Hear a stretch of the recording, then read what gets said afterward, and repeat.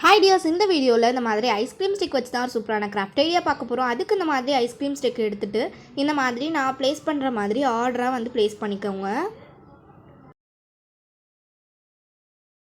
நீங்கள் வந்து பெருசாக செய்கிறதா இருந்தால் நிறைய ஐஸ்கிரீம் ஸ்டிக்ஸ் வந்து யூஸ் பண்ணிக்கலாம். நான் வந்து பார்த்திங்கன்னா 7 ஸ்டிக்ஸ் வந்து வச்சுருக்கேன். நெக்ஸ்ட் வந்து பார்த்திங்கன்னா இந்த ஸ்டிக்ஸ் எல்லாத்தையுமே இந்த மாதிரி ஒன்றா ஒட்டுறதுக்காக இந்த மாதிரி நான் வந்து ஐஸ்கிரீம் ஸ்டிக்கில் வந்து ஃபெவிகால் அப்ளை பண்ணிவிட்டு அதை வந்து ஒட்டிக்கிறேன். அது வந்து கொஞ்சம் பெருசாக இருந்தனால அதை வந்து கட் பண்ணிவிட்டு நான் ஒட்டியிருக்கேன். ஒரு 2-3 ஸ்டிக்ஸ் கிட்ட ஒட்டி விட்டிங்க அப்படின்னா நல்லாவே ஸ்ட்ராங்காக இருக்கும். இப்போ நான் ஒட்டி எடுத்துட்டேன். நெக்ஸ்ட் வந்து பார்த்திங்கன்னா இந்த மாதிரி ஃபோம் க்ளே எடுத்திருக்கேன். நான் வந்து க்ரீன் கலர் ஃபோம் க்ளே எடுத்திருக்கேன். இந்த ஃபோம் க்ளேலேருந்து கொஞ்சமாக இந்த மாதிரி எடுத்துக்கோங்க. நீங்கள் வந்து டார்க் க்ரீன் யூஸ் பண்ணிங்கன்னா இனிமேல் அது வந்து பார்க்குறதுக்கு வந்து அழகாக இருக்கும்.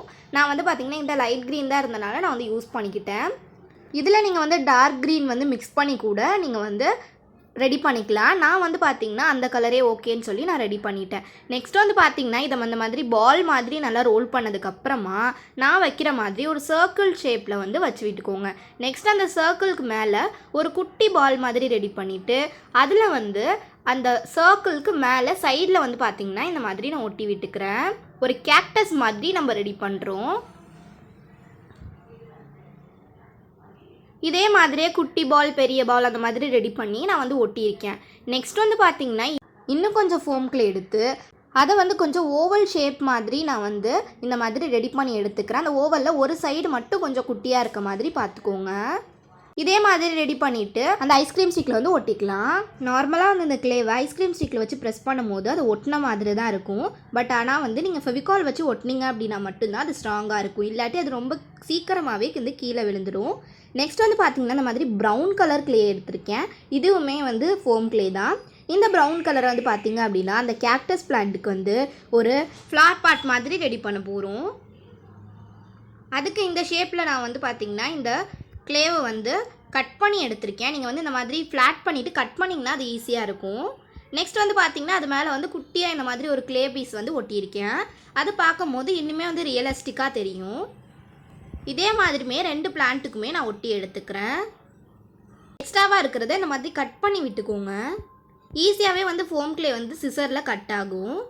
நெக்ஸ்ட் வந்து பார்த்திங்கன்னா இந்த மாதிரி சிசர் யூஸ் பண்ணிவிட்டு அந்த பிளான்ட் மேலே வந்து இந்த மாதிரி குட்டி குட்டியாக வந்து ஹோல்ஸ் மாதிரி போட்டு எடுத்துக்கிறேன்.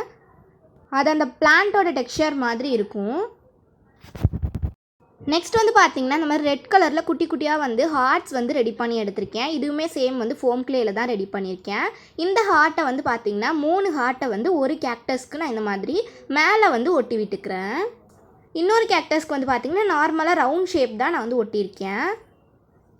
நீங்கள் குட்டியாக பேப்பரில் இந்த மாதிரி ஹார்ட் கட் பண்ணி கூட ஒட்டிக்கலாம். ஏன்னா க்ளேயில் வந்து குட்டியாக ரெடி பண்ணுறதுக்கு கொஞ்சம் கஷ்டமாக தான் இருந்தது. அதனால் பேப்பரில் கட் பண்ணி கூட ஒட்டிக்கோங்க. இல்லாட்டி பெயிண்ட் யூஸ் பண்ணிவிட்டு ட்ரா பண்ணி விட்டுக்கோங்க. நெக்ஸ்ட் அந்த ஃப்ளார் பாட்டில் இந்த மாதிரி நான் சிசர்ஸ் யூஸ் பண்ணி அதில் வந்து டிசைன்ஸ் வந்து கொடுத்துக்கிறேன். அது வந்து எனக்கு கூட ஒரு கேக்டஸ் வந்து நல்லா ட்ரை ஆகிடுச்சு. அதனால் அவ்வளோக்கு அதில் விழுகலை. இன்னொரு கேக்டஸில் இன்னுமே சூப்பராக விழுந்தது. நெக்ஸ்ட் வந்து பார்த்திங்கன்னா ஒயிட்னர் யூஸ் பண்ணி இந்த மாதிரி டாட்ஸ் வந்து பார்த்திங்கன்னா இதில் வச்சு விட்டுக்கிறேன். நீங்கள் வந்து நார்மலாக வந்து பெயிண்ட் யூஸ் பண்ணி கூட டாட்ஸ் வச்சு எடுத்துக்கலாம். நெக்ஸ்ட் வந்து பார்த்திங்கன்னா இந்த மாதிரி ஒரு பிளாக் கலர் பென் யூஸ் பண்ணிவிட்டு நான் வந்து தாட்ஸ் ஏதாவது எழுதி விட்டுக்கிறேன். நீங்கள் வந்து உங்களுக்கு பிடிச்ச எந்த தாட்ஸ் இருந்தாலும் நீங்கள் வந்து எழுதிக்கலாம். இல்லாட்டி ஏதாவது ட்ராயிங்ஸ் கூட பண்ணி விட்டுக்கோங்க. நான் வந்து பார்த்திங்கன்னா கூகுள்லேருந்து ஒரு தாட்ஸ் எழுது அதை வந்து சைடில் இருக்கிற அந்த எம்டியான ஸ்பேஸில் வந்து எழுதி விட்டுக்கிறேன். The purpose of our lives is to be happy அப்படின்னு சொல்லி நான் எழுதியிருக்கேன். இப்போ எழுதி முடிச்சாச்சு. எக்ஸ்ட்ராவாக என்ன டிசைன்ஸ் போடணும்னாலும் நீங்கள் போட்டுக்கலாம்.